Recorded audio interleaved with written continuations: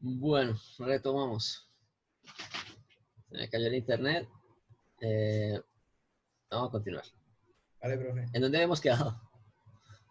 Estábamos analizando... El ejercicio. Estábamos como en el diagrama.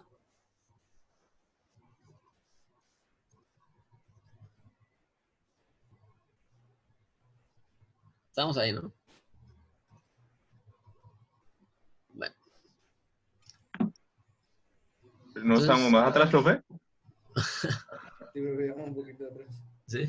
Apenas íbamos iniciando. Bueno, pero habíamos terminado el tema, ¿no?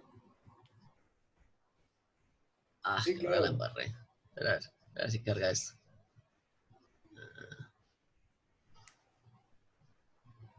Digamos que la resistencia le suministraba un calor al sistema. Sí, es que no sé por qué en este PDF se me está trabando el programa. Bueno, entonces la resistencia le suministra una cantidad de calor al sistema, ¿no? Y esa cantidad de calor me va a producir primero un calentamiento del agua, ¿cierto? De líquido saturado. Entonces, fijémonos aquí. Necesitamos tener primero un proceso desde aquí de 1 hasta un punto aquí, en donde teníamos líquido saturado. De aquí el sistema se empezaba a expandir por efecto de una evaporación, pero manteniendo su presión constante, ¿no? Después iba a llegar acá en el punto 2, donde entraba en contacto con el anillo y empezaba a desarrollar ahora un proceso a volumen constante, ¿no? Entonces, primero aquí, el proceso 1, 2 es a presión constante y el proceso 2, 3 era a volumen constante. El proceso 3, 4 no lo vamos a mirar porque hay una salida de masa y estamos trabajando primera ley en sistemas cerrados. Entonces, esa parte no la vamos a mirar, pero ahora esto se me trabó. Me va a tocar reabrir este programa porque cada vez que abro este documento se traba. Segundo.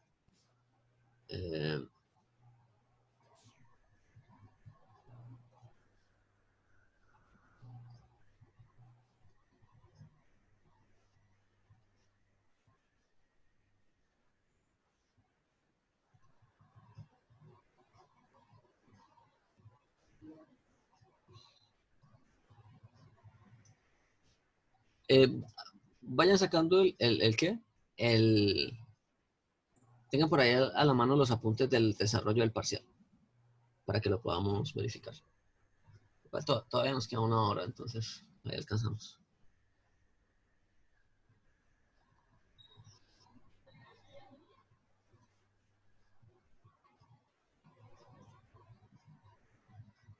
No sé por qué se traba con este grupo. Así yo lo abro así.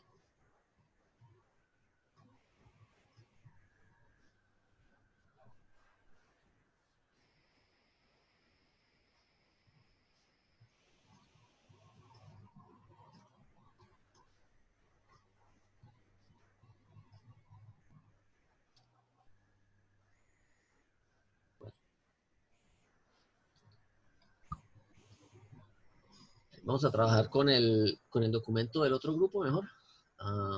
Voy a borrar este que tengo acá porque este está completamente... voy a duplicar este.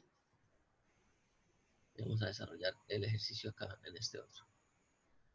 H1, 2. Okay. Listo. Vamos a ver si ahora sí abre.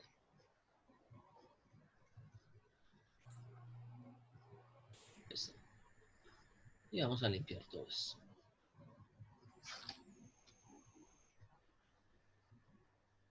Ya, vamos a segundo.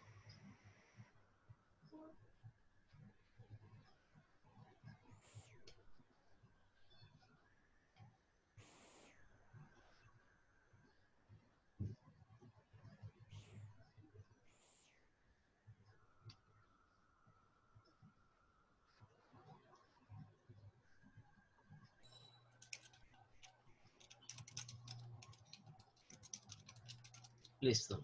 Entonces retomemos aquí. Compartir. Ir. Bueno. Entonces estamos acá, ¿no? Entonces el ejercicio es este que está aquí. En ese ejercicio, ahora otra vez, no. Ahora, listo, ahora sí está cargando. Entonces, el ejercicio era este, ¿no? Lo habíamos resuelto en clase. Teníamos este sistema, a este sistema se le estaba suministrando una cantidad de energía. Y lo que les digo, inicialmente el sistema se iba a calentar. ¿Sí? Lo primero que iba a haber era un calentamiento del agua desde la condición de 25 grados hasta la condición de temperatura de saturación a la presión que se esté trabajando. ¿Sí? Entonces, volvemos aquí al diagrama. Y lo que vamos a hacer es, vamos a mirar cuál de los tres procesos intermediarios consume mayor cantidad de energía. Entonces vamos a mirar lo siguiente. En el ejercicio yo no había definido este punto 1', entonces vamos a mirar qué sucede en los siguientes procesos. Entonces, el primer proceso sería el proceso 1', que indica el calentamiento isobárico del agua. Del agua líquida. Del agua líquida. ¿Sí? Entonces, desde la condición inicial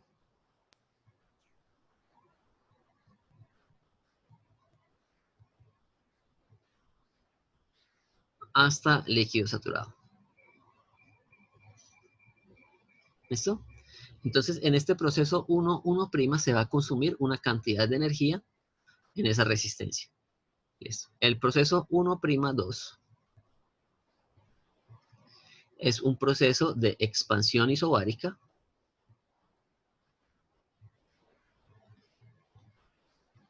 de mi sistema desde la condición 1 o desde líquido saturado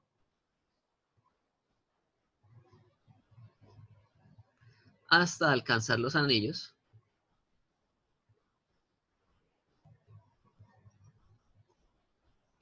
a una presión de 100 kilopascales. ¿Sí? Sería este proceso de aquí hasta aquí, siguiendo la línea isobárica. Y nos quedaría el proceso 2', que es un proceso de compresión a volumen constante desde una presión desde 100 kilopascales hasta 5 megapascales. La pregunta es la siguiente, muchachos. A ver cómo están ustedes ahí de percepción. ¿En cuál de los tres procesos se va a consumir más energía en la resistencia eléctrica? ¿Cuál creen?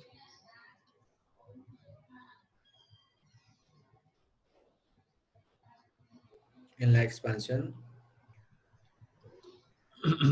¿Cuál creen? ¿Cuál de los tres procesos creen que va a consumir más energía? en la expansión isobárica. ¿Expansión isobárica? ¿Alguien da más? Digo que en el proceso isocórico, no, ¿El volumen constante. isocórico? Entonces vamos a asignarle a cada uno de ellos un calor. ¿Sí? Entonces vamos a decir que este va a tener aquí un calor 1', aquí un calor 1', perdón, 1'2, y aquí un calor 2'. Entonces, por ahí escuché que, bueno, el primero ya me dijeron que este de acá, expansión isobárica. Tenemos aquí una compresión isocórica. ¿Cuál otra? ¿Alguien se va por el agua? ¿Calentamiento del agua? Profe, yo digo que el primero, porque ayer dijimos que el agua era muy difícil de calentar, ¿no? Ok, listo. Entonces, sí, efectivamente, calentar agua consume bastante energía. Pero vamos a mirar, ¿no? Entonces, la idea es hacer esos cálculos. Entonces, empecemos aquí por el proceso 1'. Entonces, vamos a colocar acá el proceso 1'. Y vamos a determinar el calor transferido. Entonces, aplicamos primera ley. ¿Sí? Lo primero que tenemos que hacer siempre es aplicar la primera ley. y vamos a mirar cómo se desarrollaría esa primera ley en este caso. Entonces tendríamos que la variación de la energía de mi sistema es igual a un calor que estaría entrando. Entonces,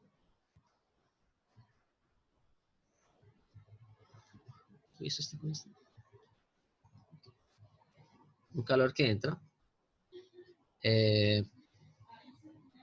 menos un trabajo que sale. Eso daba igual a delta 1. Ahora lo siguiente, porque estamos desconsiderando que la energía de mi sistema va a ser únicamente dada por la variación de la energía interna, ¿no? Entonces, desconsideramos la energía potencial y cinética y tendríamos entonces que esto es igual a delta U. Perdón, delta U mayúscula. ¿Listo? Bueno, en la clase pasada, cuando vimos la definición de entalpía, habíamos dicho que cómo se determinaba el calor que entra en un sistema cuando nosotros teníamos un proceso isobárico. ¿Ah? En un proceso isobárico, ¿cuánto era ese calor que había que suministrar al sistema? Con la Recordemos que diferencia de entalpías, ¿no? con la diferencia de entalpía, ¿no? Entonces, esto que tenemos acá se nos convertía en un análisis de la masa por un delta H. Entonces, tendríamos la masa que multiplica a H1' menos H1. Ok. Ahora empecemos a determinar esas entalpías, ¿sí? Entonces, determinemos primero cuál es la condición 1'. Es condición de líquido saturado, ¿no? Entonces, en la condición de líquido saturado, o sea, la condición 1' va a ser igual a la condición de saturación a una presión de 100 kilopascales. ¿Con todo eso? Entonces, saquen por ahí las tablas y vamos a trabajar con las tablas para que desarrollemos el ejercicio.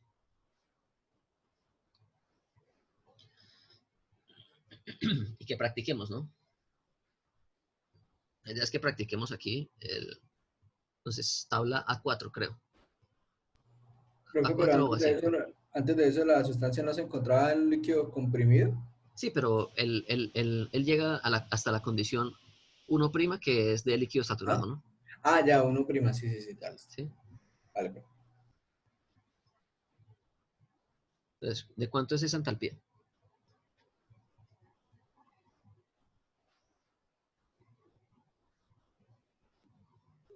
Estoy abriendo las tablas.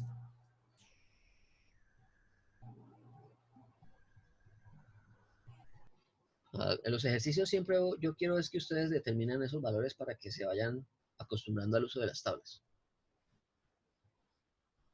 Yo tengo aquí los valores, pero pues la idea es que ustedes hagan el ejercicio.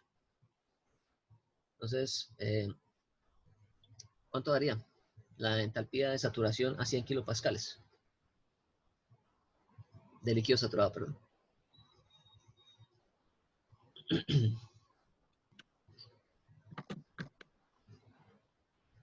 417.51.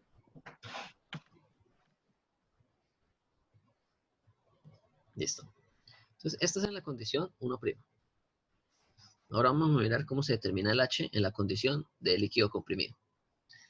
Entonces, ahorita les acabo de mostrar una ecuación que decía que esto se puede aproximar a la entalpía de líquido saturado a la temperatura que estamos trabajando aquí, que sería 25 grados, ¿no? Más el volumen específico en la condición de saturación a 25 grados, multiplicado por una variación de presiones, que sería la presión de mi sistema, menos la presión de saturación al valor de 25 grados. ¿Listo? Entonces, saquemos estos datos para que verifiquemos en cuánto contribuye esa variación de presiones al sistema. Y nos vamos a dar cuenta que es un valor insignificante cuando estamos a bajas presiones. Entonces, este valor que tenemos acá, ¿cuánto daría? ¿Cuánto es la entalpía de líquido saturado a 25 grados?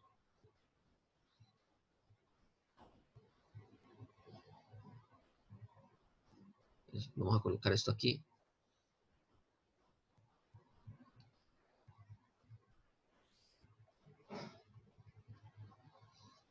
A 25 grados dice que es 104.83. Entonces, esto es lo que tenemos nosotros. Esto es lo que necesitamos determinar a 25 grados y 100 kilopascales, que es mi condición inicial, que es en la condición de líquido comprimido. ¿Cuánto? ¿104 qué?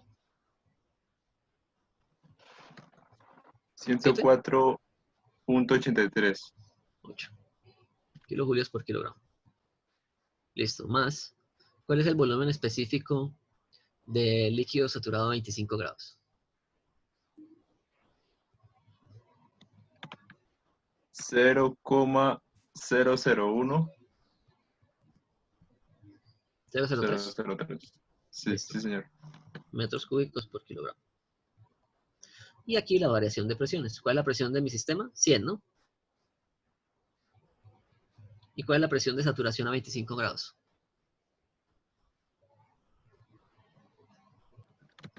3,1698. Hagan esta multiplicación de todo esto y me dicen cuánto da.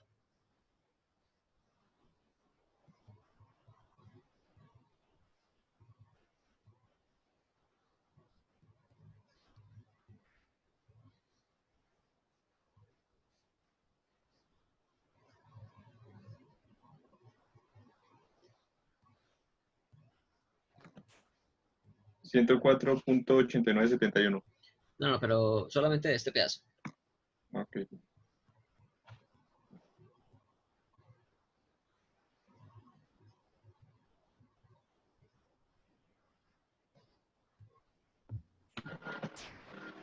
Cero. 0,09712.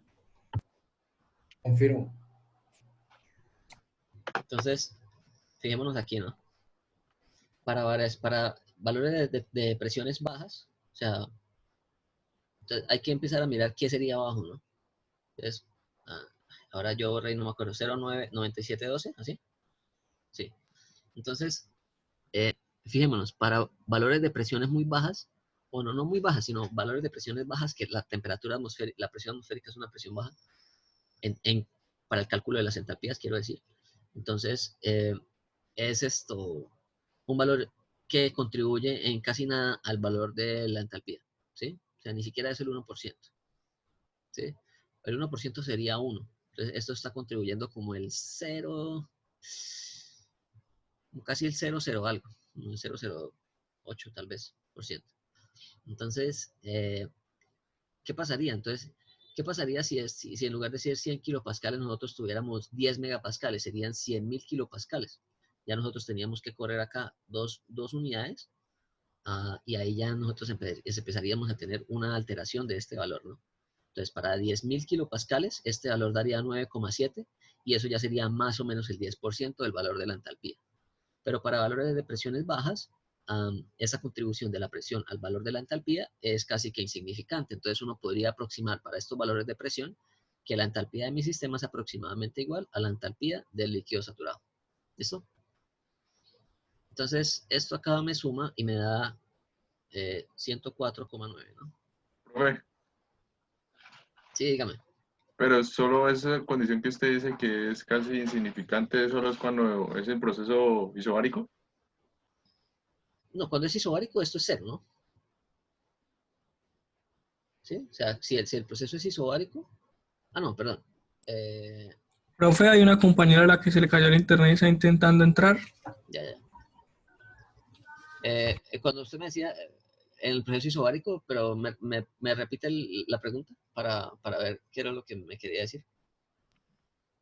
Sí, o sea, en este proceso que usted dice que es insignificante, entonces, ¿eso solo sería en el proceso aquí isobárico, el que estamos analizando? Isobárico. No, pero es que fíjese, aquí nosotros estamos analizando es el valor de entalpía, ¿no? En un punto, no el delta.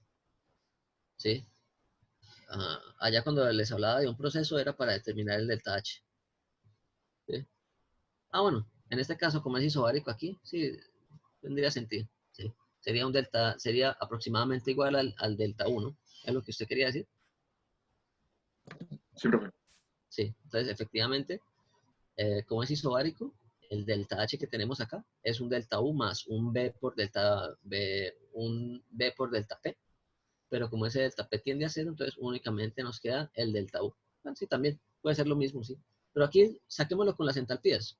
Probablemente el valor de entalpía es igual al valor de la energía interna, ¿no? ¿Pueden verificar? La energía interna les da también 104 acá, en la condición de líquido saturado.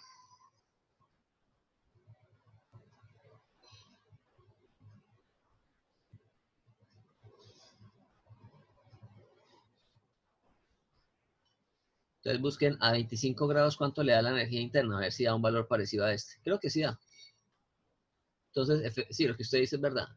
Este delta H, como lo vimos ahorita, como estamos trabajando con un líquido, se puede decir que sería M delta U más B delta P. Pero como es un proceso a volumen, a presión constante, esto es cero. Y me queda únicamente que es M por delta U.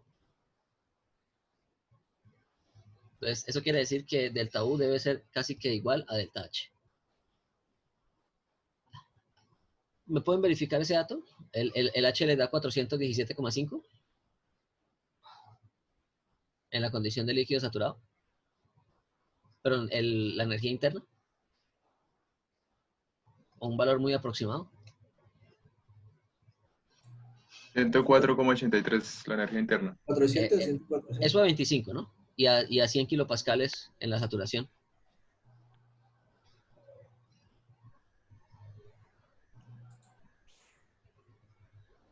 Sí, dan los mismos valores, ¿no? O sea, traten de verificar eso. 417.4. Ahí está, 417,4 y la entalpía 417,5. ¿Sí? Son valores muy aproximados. Entonces vamos a trabajarlo con las entalpías o con las energías internas. Las entalpías ya las tenemos aquí. Entonces determinemos cuánto fue el calor. Entonces, vamos a colocarlo aquí, separado. No, coloquemos aquí. La masa.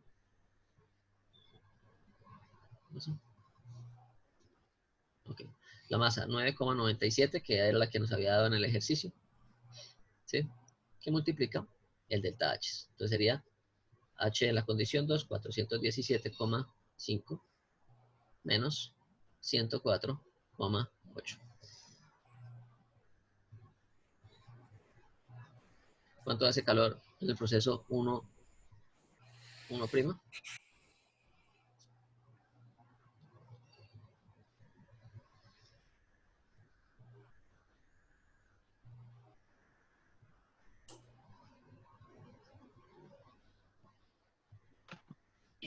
3117.61.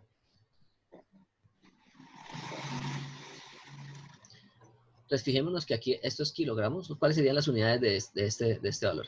Son unidades de energía, ¿no? Recordemos que aquí tenemos esto en kilogramos y esto estaría en kilojulios por kilogramo. Entonces los kilogramos se me cancelan y me quedan unidades de energía. Entonces esto está en unidades de kilojulios. Uy, siempre es una energía alta, ¿no? Ya vamos a mirar.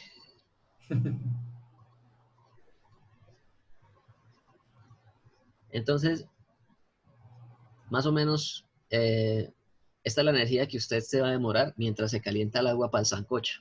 ¿Sí? Si usted va a hacer un sancocho para toda la familia, utiliza una olla grande, le mete unas 10 litros de agua, que es más o menos los 10 kilos que tenemos ahí. ¿Sí? Y la energía que usted va a consumir para hacer ese calentamiento desde la temperatura ambiente de 25 grados hasta que empieza a hervir es esta cantidad. ¿Listo? Entonces, nuevamente, eso lo podría determinar de manera experimental. Si van allá y miden temperaturas y toda la cosa. Bueno, pasemos al siguiente, ¿no? Vamos a mirar qué sucede en el proceso de expansión. Entonces, este es el proceso 1,1. Ahora vamos a mirar el 1'2.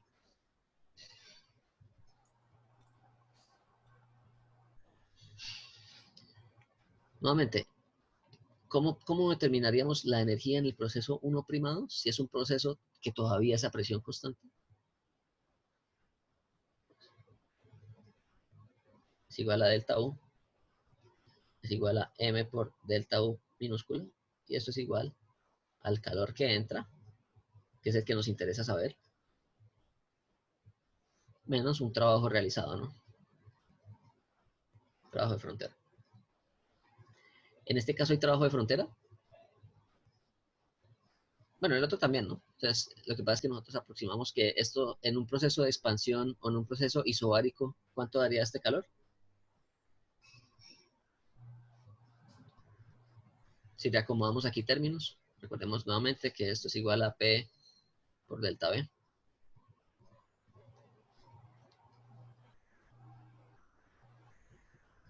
¿Cuánto queda este calor en un proceso isobárico de expansión o de compresión? Masa por delta H. Masa por delta H. H2 menos H1'. Ese ya lo tenemos, ¿sí? Entonces nos falta determinar la entalpía en la condición 2, ¿sí? ¿Cómo determinamos la entalpía en la condición 2? ¿Qué necesitamos? ¿En qué región estamos del sistema? Estamos dentro del domo, ¿no? Mezcla. ¿Qué necesitábamos para determinar la entalpía en la parte interior del domo? ¿Cuál era esa propiedad que utilizábamos para determinar propiedades dentro del domo? La ubicación sería con calidad. La calidad, ¿no? Recordemos que la calidad nos indica la calidad nos indica cuánta de la mezcla que yo tengo acá está en la masa, en la condición de vapor, ¿no? Entonces, masa de vapor sobre masa de mezcla. Entonces, la entalpía que nosotros vamos a determinar, la determinamos haciendo la multiplicación. Entonces, H2, que estaría a 100 kilopascales, y una calidad de ¿cuánto? ¿Cuánto era la calidad en el estado 2? Era como 0,06 algo.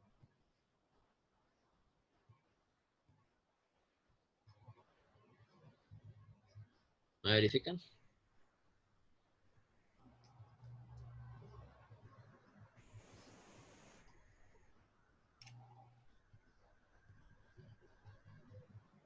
Es que no me acuerdo, sí creo que era 00694 o 95.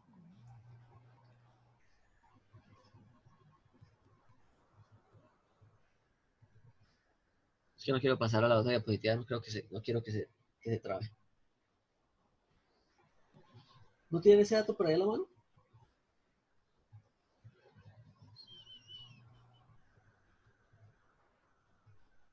Bueno, verifíqueme el valor de la calidad. Eso va a ser igual a qué? A la condición de saturación, ¿sí? Entonces, la entalpía saturada a 100 kilopascales,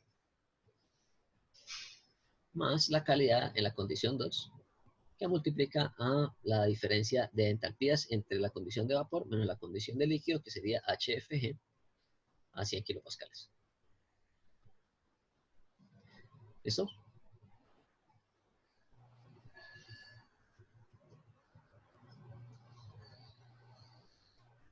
Una pregunta.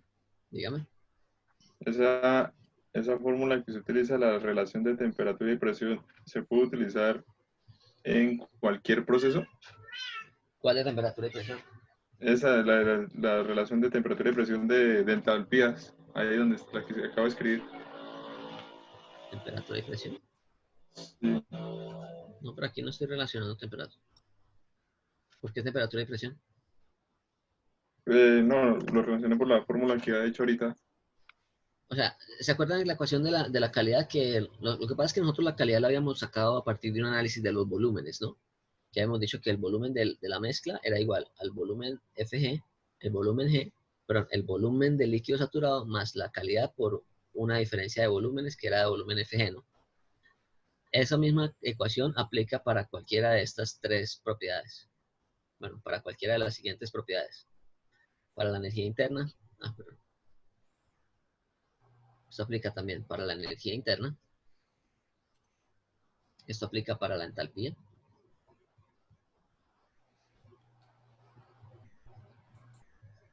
Y aplica para la entropía. Cualquiera de estas propiedades se determina de esta forma.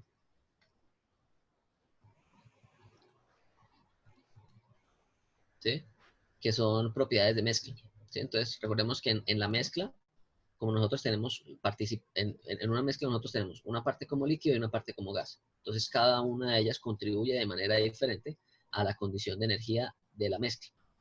Entonces eso se hace mediante el análisis de esta proporción, que sería la masa, cuánto está contribuyendo el líquido, más cuánto estaría contribuyendo el vapor. El vapor se determina por la calidad que yo tengo, ¿sí? Entonces, esta es la fórmula con la cual se determinan esas propiedades. En este caso, vamos a utilizarla para determinar la entalpía, porque nosotros necesitamos sacar la entalpía en 2, ¿sí? Entonces, aquí sería la entalpía en 2, que está a 100 kilopascales, y un valor de calidad de esto es igual a la entalpía en 2 de la condición del vapor, del líquido saturado, más la calidad que multiplica la diferencia de las entalpías entre el vapor y el líquido, ¿sí?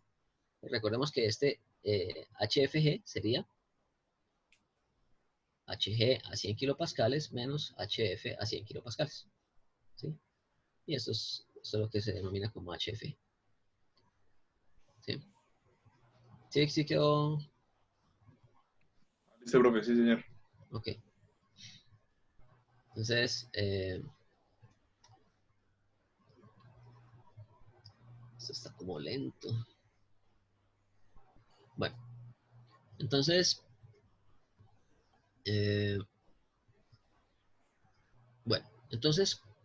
determinemos estos valores. Ahora, antes de eso, vamos a definir aquí qué es H1'. H1' es en la condición de saturación a 100 kilopascales, ¿sí? Y ya lo habíamos determinado y habíamos dicho que era 417, ¿era?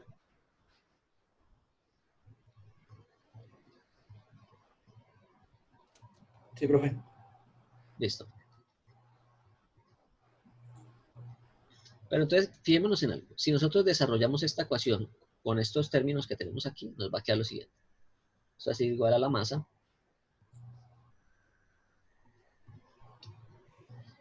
Esto va a ser igual a la masa que multiplica a H2. ¿Qué es H2? H2 será HF a 100 kilopascales más X2 HFG a 100 kilopascales, ¿sí? Menos H1', que sería HF a 100 kilopascales. Entonces, ¿qué pasa aquí? ¿Qué se va a eliminar?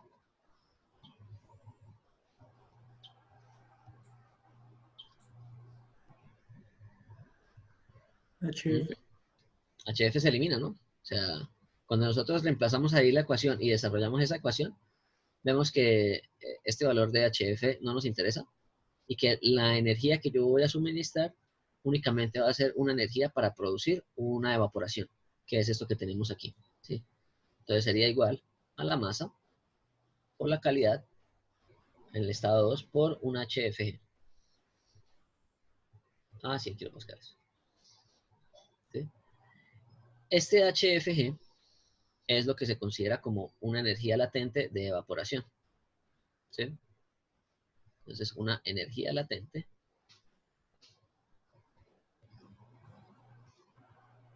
de evaporación o de condensación, dependiendo de cuál sea el sentido en el que ocurra el proceso. En este caso es de evaporación porque estamos evaporando.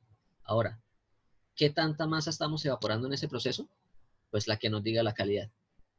¿Listo? Entonces, ¿cuánto da HFG en las tablas?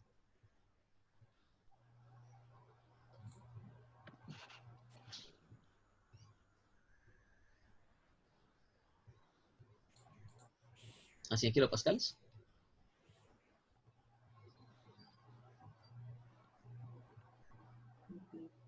Mm, 2257.5. Listo. Entonces, para determinar cuánto es esta cantidad de energía necesaria para evaporar esa pequeña cantidad de masa, recordemos que la cantidad de masa que estamos evaporando es de... ¿Verificaron el valor de la calidad? ¿Sí da este que yo tenía por aquí? ¿Este? 0,00694.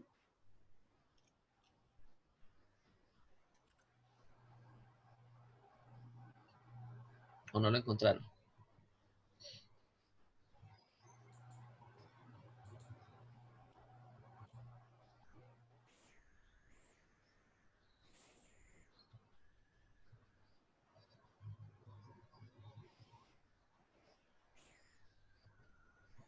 Si no lo encontraron, yo corro aquí la diapositiva y lo busco.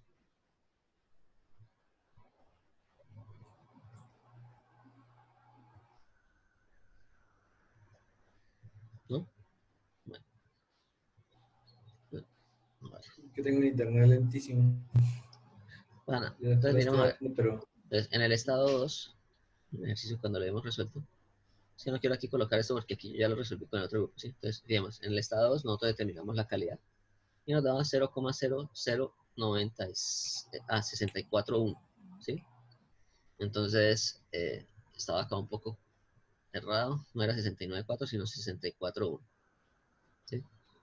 Entonces, eso quiere decir que en términos de porcentaje sería un 0,6, un 0,64% de la masa se está evaporando, lo cual es una pequeñísima proporción de masa la que se estaría evaporando, ¿no? Entonces, ¿qué esperamos de este valor? Entonces, cuando reemplazamos, sería 9,997 multiplicado por esa pequeña cantidad de masa que se evaporó, multiplicado por la entalpía latente de evaporación. Entonces sería 2257.4, 57.5. Este está en kilojulios por kilogramo. Aquí tenemos kilogramo y este es adimensional. ¿Cuánto daría entonces el calor en el proceso 1'2? 144.27. 16.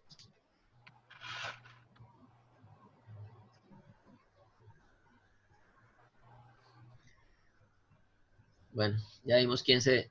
bueno, en unidades de kilojulios, ¿no? Que son unidades de energía, no de energía específica. Aquí ya estamos multiplicando por la masa para pasarlo a unidades totales de energía.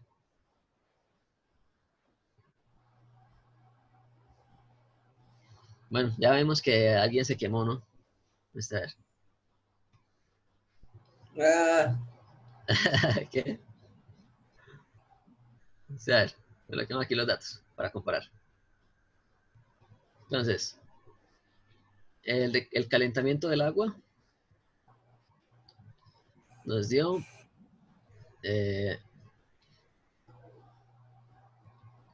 ¿cuánto era que dio? 3.000 y pico, ¿no? 3.116 kilojulios por kilojulios. Este dio 114. Falta mirar cuántas energías se consume en el proceso de compresión. Corramos nuevamente hacia allá. A ver dónde hemos quedado. Ahora, hagamos lo siguiente. ¿Cuánta energía hubiésemos necesitado para producir la evaporación total de esta cantidad de agua? ¿Qué necesitaríamos decir para que... Entonces, imagínense lo siguiente. Estamos allá haciendo el sancocho, ¿no? que la calidad fuera uno, ¿no? Exacto. Entonces tenemos aquí el sancocho. Bueno, o el agua del sancocho. Y usted la puso allá en la leña. Y usted se fue y se le olvidó el sancocho. Entonces usted empezó a evaporar aquí esto. ¿Sí? ¿Cuánta energía tuvo que proporcionarle acá si usted evaporó toda esta cantidad de masa? Y la comparamos con la cantidad que se necesitó para mover el pistón esa cantidad de distancia. ¿Cuánto hubiese dado si se evapora todo? Es decir, 9,97 por este valor.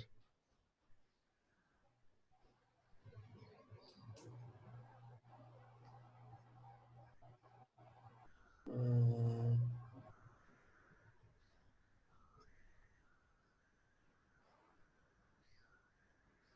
22.500. 22.000.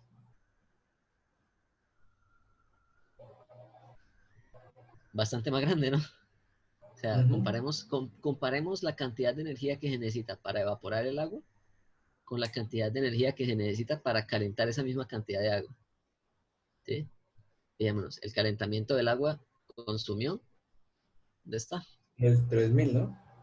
3.000 y pico, ¿no? Aquí Sí. estamos. 3.100. Para evaporar esa cantidad de agua se requirió 22.500. ¿Sí?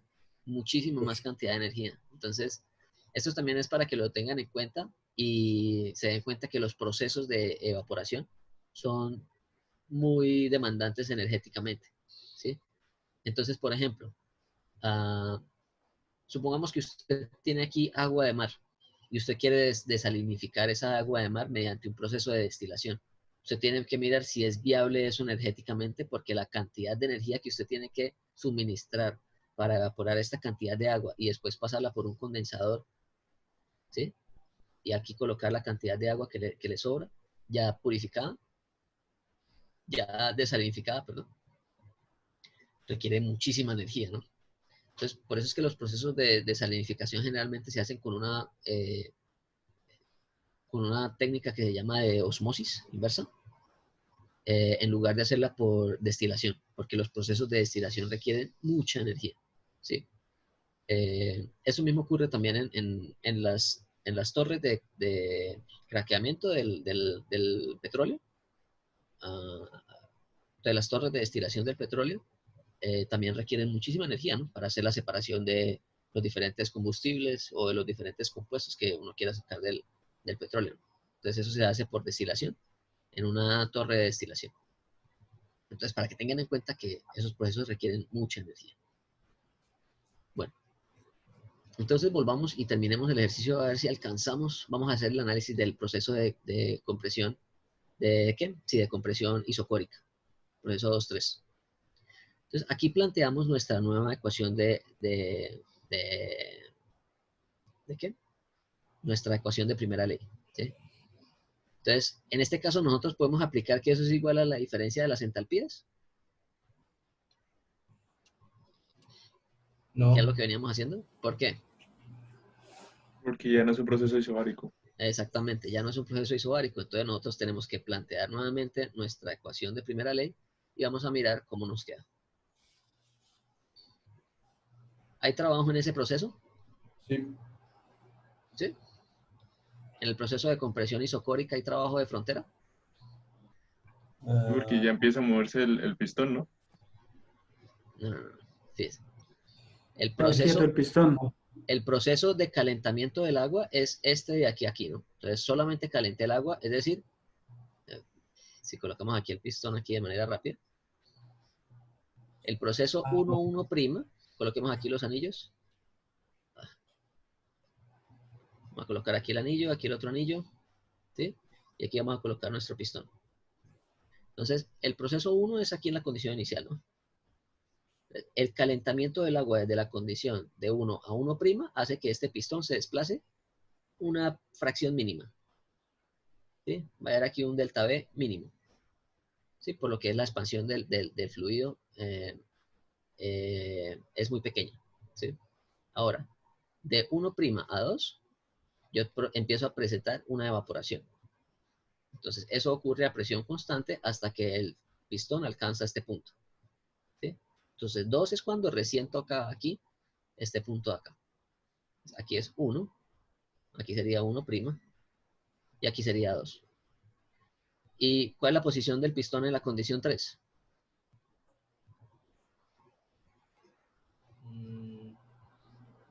¿Se va a mover de acá? No. Sigue ahí, ¿no?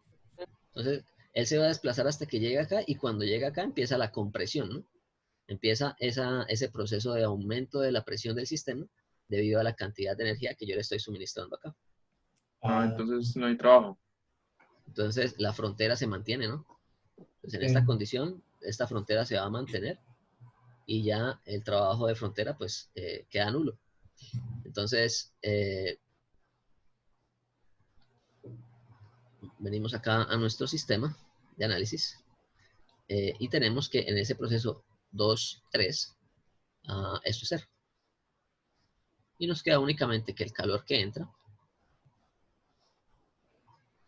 se me convierte en un cambio de la energía interna.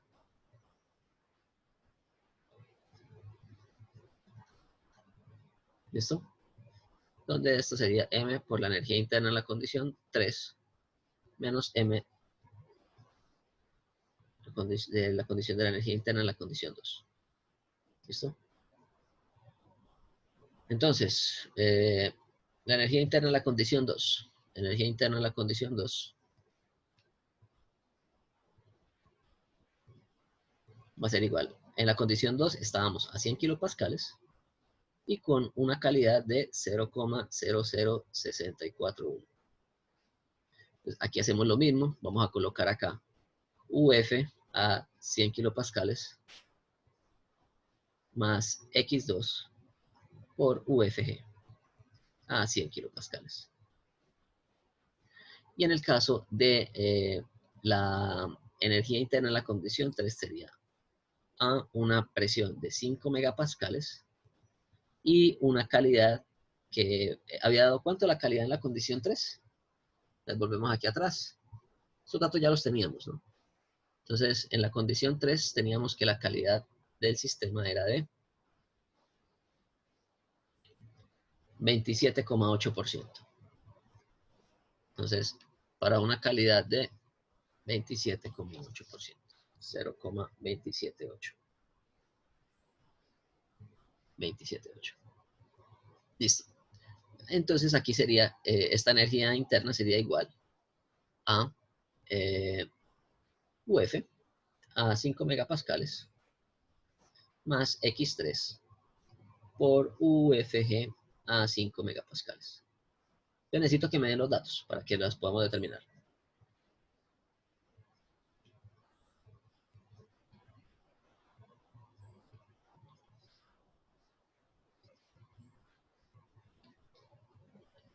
¿Cuánto da UF a 100 kilopascales? Debe dar los 417, ¿no?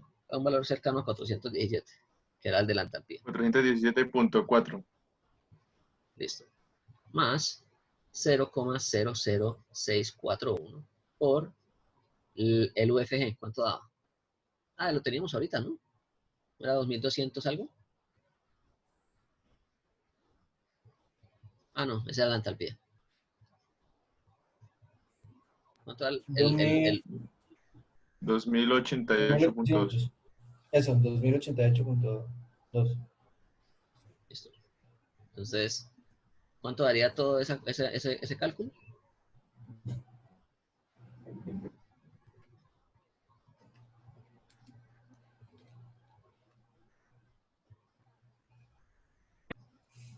Va a dar un valor muy cerca de este 400, ¿no? 400 algo. Porque la cantidad de masa que se evapora. 430.785. ¿Sí? Entonces, es un valor muy cercano a este de acá, por lo que fue una muy pequeña cantidad de masa que se evaporó. Entonces, este kilojulios por kilogramo. Listo. Ahora hagamos aquí los cálculos para este. ¿Cuánto daría? UF a 5 megapascales.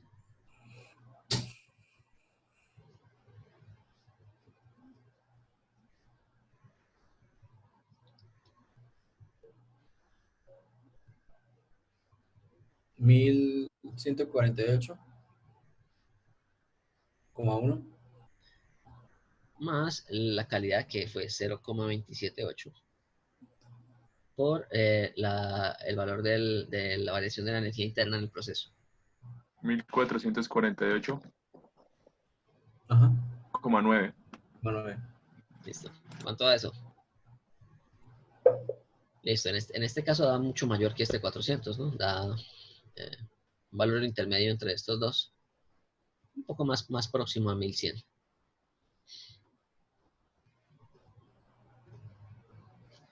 $1550.89. Ah, no, sí, 1500, pero... Sí, porque este no es HG, esta es la diferencia. ¿1500 qué? 50.89. 8, listo. Kilojulios por kilogramo. Listo, tenemos ya los dos valores de las energías internas. Ahora reemplazamos acá. Entonces quedaría 9,97 que multiplica a 1550 menos 0,8 menos 430,8. ¿Cuánto daría el calor? Entonces el calor en el proceso 2, 3 daría igual a 11.167,4. más 0,6 kilojoules. kilojulios. Bueno, ¿quién le pegó? Nadie. Entonces, ese proceso, lo que pasa es que fíjese, ese proceso de compresión implica un aumento en la calidad, ¿no? Al implicar un aumento en la calidad, implica que va a haber una evaporación. Claro. Fijémonos que aquí hubo un aumento de la calidad. Entonces, eso implicó que hubo un aumento en la tasa de evaporación de esa sustancia. Y lo que les decía, evaporar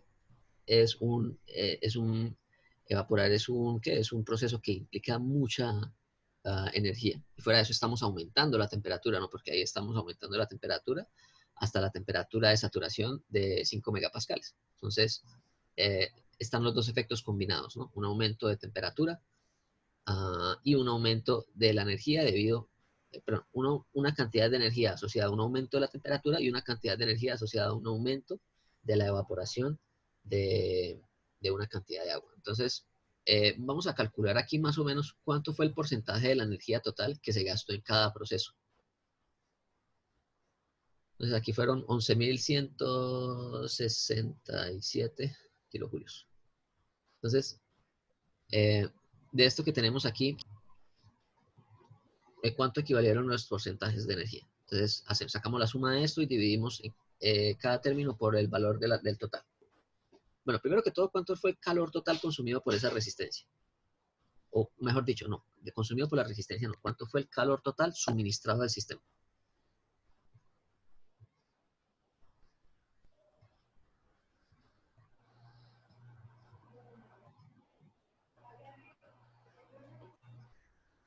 $14.000 algo, ¿no?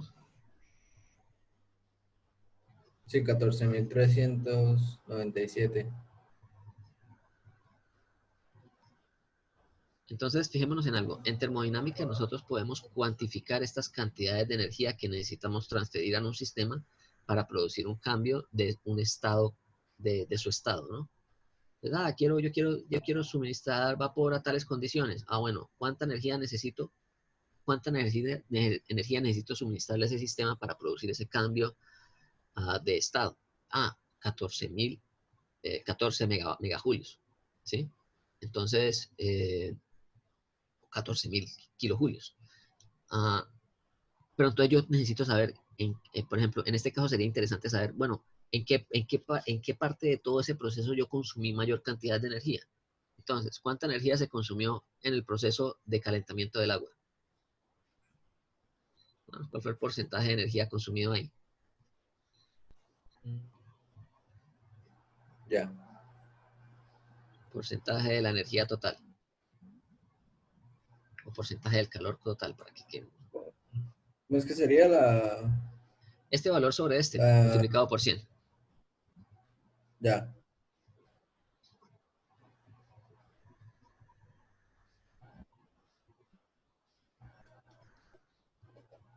Un 21%. 21,6%. ¿Cuánto se gastó solamente para producir la expansión isobárica?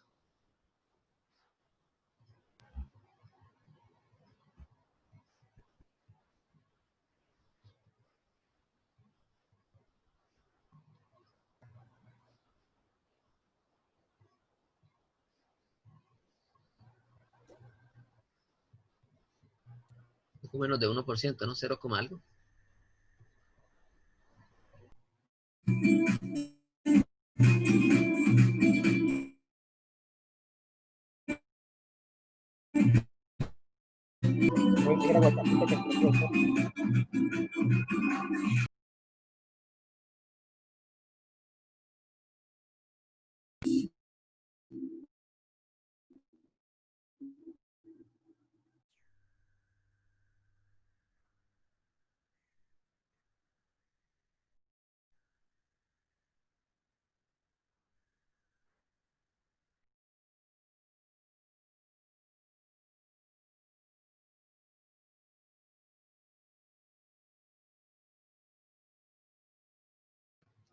Ya. ¿Cuántos son los otros porcentajes, muchachos? ¿Sí los pudieron calcular? Sí, profe. Bueno, el último da 77,56%. El segundo da 0,7918. Listo. Entonces, fíjense que la termodinámica nos permite esto, ¿no? Mediante el análisis de los estados de un sistema, me permite determinar cuánta energía yo necesito para producir el cambio de estado de ese sistema, ¿no? Entonces, en este caso, por ejemplo, si tengo interés en calcular a cuánta energía necesitaría yo gastar, ¿sí? Y recordemos que esto es plata, ¿no? Claro. ¿Sí? Entonces, todo lo que es energía es plata, es billete. Ya sea en forma de consumo de gas natural o sea en consumo de energía eléctrica. Entonces, ahí usted más o menos tiene capacidad de cuantificar qué proceso es más costoso que otro, ¿sí? Entonces usted dice, ¿será que utilizo mejor aquí, será que utilizo mejor leña o utilizo gas natural o utilizo resistencia eléctrica? ¿Cuál de esos tres voy a consumir menor cantidad de energía sabiendo que el total de la energía que necesito que suministrar es este? ¿Sí?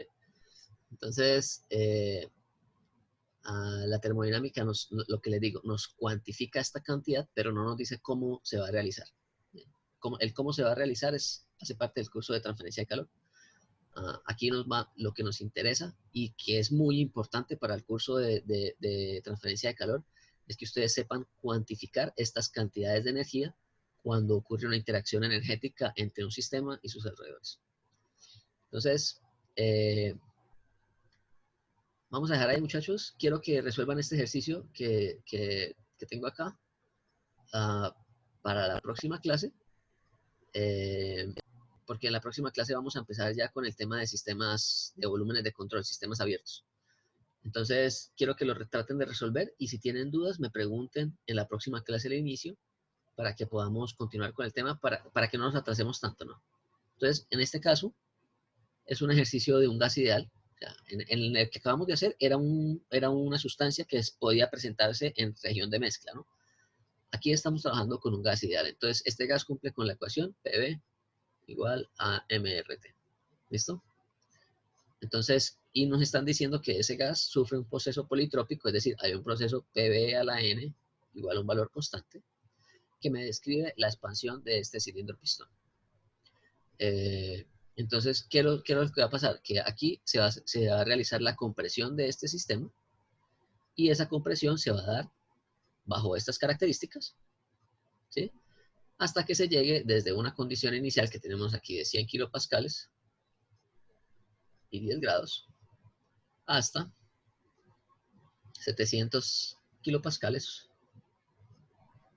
y 290 grados. Entonces, ¿qué pasa? Que acá puede haber aquí va a haber una interacción de calor, probablemente va a salir calor de este sistema. Entonces, lo que me está diciendo el ejercicio es, oiga, ¿cuánto fue el calor total que se transfirió acá? ¿Sí? Entonces, traten de resolverlo y me comentan cómo les va. Si tienen alguna duda, me preguntan por Discord y todo eso, pero traten de hacerlo. Y en la próxima clase lo miramos de manera rápida para que empecemos ya con el tema de volúmenes de control. Yo el fin de semana les voy a dejar una lista de ejercicios para que traten de realizarlo. Y dejamos así, muchachos. ¿Listo? Yo les quería mostrar acá un videito de que la próxima semana, el día miércoles, va a ocurrir el lanzamiento de la nueva sonda que va para Marte. ¿Qué día es el parcial? Muchachos, yo les dije que el parcial lo iba a hacer el sábado 1 de agosto, perdón. Entonces, todavía no sé cómo va a ser el parcial. Yo les estaré comentando más adelante. Entonces, muchachos, fíjense en lo siguiente. ¿Tienen ahí un video? Sí. Entonces, resulta que la próxima semana, el día 22 de julio, se va a lanzar una nueva sonda que va para Marte para hacer diferentes estudios en Marte que se llama la sonda Perseverance. Y en esa sonda va el famoso Curiosity, ay, se me olvidó, Curiosity. No, el Curiosity es este. Sí, el dron, que es supuestamente el dron en el cual van a mirar si es posible utilizar un dron bajo la atmósfera marciana, ¿no? Entonces, esto es una cuestión de, esto es un desarrollo de la ingeniería impresionante, ¿sí? Entonces, ¿qué es lo que pasa? Que bueno, el lanzamiento va a ser el día miércoles, entonces se va a lanzar ah, el cohete de SpaceX, es un cohete de SpaceX que, no me acuerdo si es de SpaceX o es el propio desarrollado por la NASA, ¿no? No les puedo confirmar eso. Eh, pero bueno, la NASA va a enviar ese cohete, entonces ese cohete va a viajar en el espacio con esto que sería como el orbitador. Cuando llega a Marte, ese orbitador lanza la sonda que está aquí, ¿cierto? Y va a empezar su ingreso a la atmósfera de Marte. No, este es el orbitador, perdón. ¿Sí? Esto que tenía acá, esto que aparecía acá, era el propio booster, ¿no? Entonces este es el propio impulsor. O sea, el cohete tiene una primera etapa que acá elimina cuando recién sale a la atmósfera y una segunda etapa para darle la velocidad que necesita esa sonda para viajar en el espacio hasta Marte. Entonces, él va a viajar en el espacio hasta que llegue a Marte, se demora algunos meses, y en el momento en el que ya se aproxima a la atmósfera marciana, es que todavía no quiero que, bueno, la atmósfera marciana tiene una densidad mucho menor a la de la Tierra, entonces su capacidad de frenar esta sonda es menor, ¿sí? O sea, la fricción que produce la atmósfera marciana es menor para reducir la velocidad de esta sonda, entonces el ingreso a Marte es mucho más difícil, ¿sí? Entra con todo. Porque, ¿sí? O sea, entra con mucha velocidad. Sí, esto entra a una velocidad alta, ¿no? Esto va a velocidades por encima de los 20.000 kilómetros por hora. Pero no se frena, ¿no? Entonces, O sea, no como sabría decirle natural. cuánto va, pero esto va muy rápido, Pero toca ¿sí? entonces frenarlo más que todo ¿Ah? toca frenarlo más que todo como con impulsores o como con... Entonces, sí, la primera etapa de frenado es aquí con la propia atmósfera, pero lo que le digo, la atmósfera marciana es muy fina, es poco densa.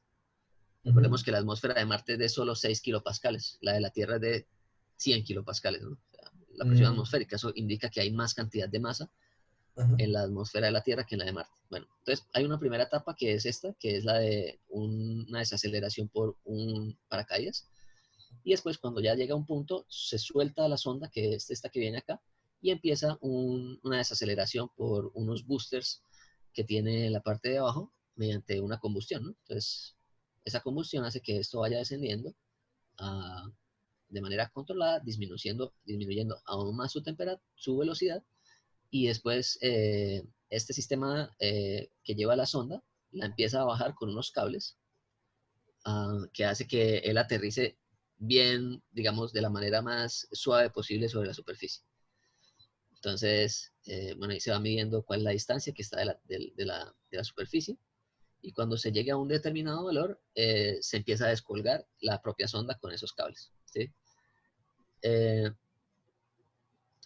Ahí baja la sonda, que va a ser, esta es la sonda Curiosity, la nueva que va es la Perseverance, que es más moderna, tiene equipos más modernos, equipos para análisis de la composición del polvo marciano, diferentes tipos de cámaras, espectrómetros, bueno, un montón de equipos.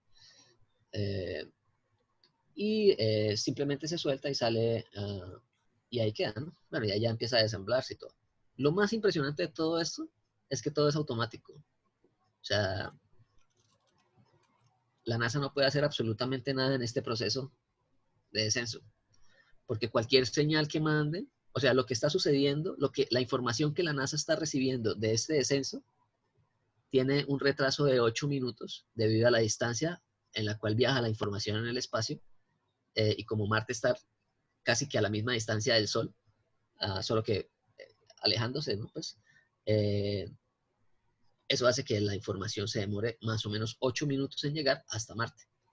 Entonces, cualquier tipo de señal que manden para tomar alguna decisión de lo que está ocurriendo allá, tiene 8 minutos de retraso. Sí, ya, muy Entonces, tarde. eso es lo impresionante, ¿no? Que todo esto es automático. Entonces, el diseño de esos equipos tiene que ser supremamente preciso, porque sigue una serie de etapas que son de mucho cuidado, ¿no? O sea, uno pensaría que lo más probable es que eso se estrelle. Y por eso es que los países que han tratado de mandar sondas a la Luna han fracasado. Los únicos países que lo han logrado son Rusia, China. Estados Unidos y China, ¿no? Ajá. Entonces, India trató de lanzar uno a principio de año y se le estrelló. Israel trató de lanzar uno y también se le estrelló, que fue Israel que mandó unos tardígrados, que son esos seres vivos que son microscópicos y que Son supuestamente chiquiticos, sobreviven sí. en el espacio. ¿Trozo de agua? Unos Unos gusanitos. tardígrados se llaman. Sí, unos Tardígrados gusanitos. que supuestamente ellos pueden vivir en el vacío del espacio y a Sí, temperaturas muy, muy bajas. sí, ellos entran en un estado de invernación. Y así es Exacto. como Sí. sobreviven. Entonces, si están expuestos al agua, ellos vuelven y reviven. Entonces, pero para que vean, ¿no? Porque esto es ingeniería de punta. Excelente. Entonces, tengan en cuenta que va a ser el próximo miércoles 22 el lanzamiento de ese equipo. Y hoy en la tarde, es más o menos en una hora, si no estoy mal, es el lanzamiento de otra sonda, que es la sonda Hope, que también va para Marte. Otra cosa, el envío de sondas a Marte se puede dar solamente una vez al año, que es cuando las órbitas de Marte y de la Tierra están muy próximas. Entonces eso hace que el viaje sea más corto, ¿no? Entonces hay otra sonda que se llama la sonda Hope, que también va para Marte y va a hacer otro tipo de estudios. Entonces, si quieren, busquen en internet que en este momento debe estar realizándose el preparativo para el lanzamiento. Entonces, es más, no sé si ya pasó, pero para que lo vean. Listo, muchachos. Entonces, nuevamente, comentarles un poco de astronomía, que eso es ingeniería más moderna que existe. En su máxima Y expresión. dejamos ahí. Gracias, profe. Listo, muchachos. Entonces, nos vemos el próximo martes y traten de resolver el ejercicio. Listo, profe. Muchas gracias. Gracias, profe. Hasta luego. Listo. Chao. Profe, ¿esta Pues. clase la sube hoy? Sí, yo la subo más tardecito. Sí, no hay problema. Listo, profe, gracias. Bueno, chao.